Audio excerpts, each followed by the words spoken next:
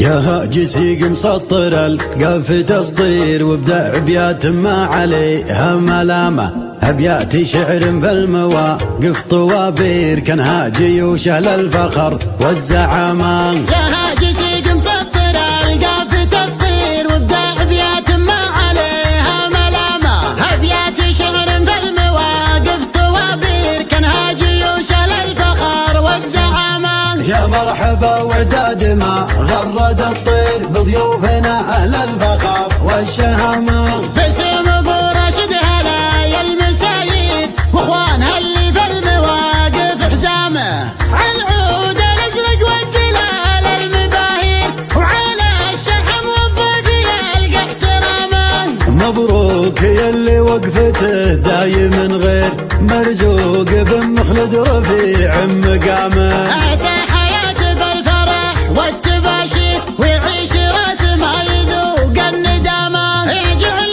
يفدله وجيه المعاذير شلات ضعوف معرفتها ندامه. هذا وانا من لابت في المعاسر حزمان قوم يحتمون الجهامه، وعند الشدايد ما تسوق المعاذير روس تقادح بالفخر والكرامه. من روق الى عد الرجال المناعير اللي خذوا في العز ذروة سنامه، من روق الى عد الرجال المناعير اللي خذوا في العز ذروة سنامه، اهل الجمايل والوجيه المسافير يبداهم اللي ممتلي بالرخامه، يبداهم اللي ممتلي بالرخامه. يا هاجسي مسطر القاف تسطير وابداع ابيات ما عليها ملامه، ابيات شعر في المواقف طوابير كانها جيوش للفخر والزعامه. يا مرحبا وعداد ما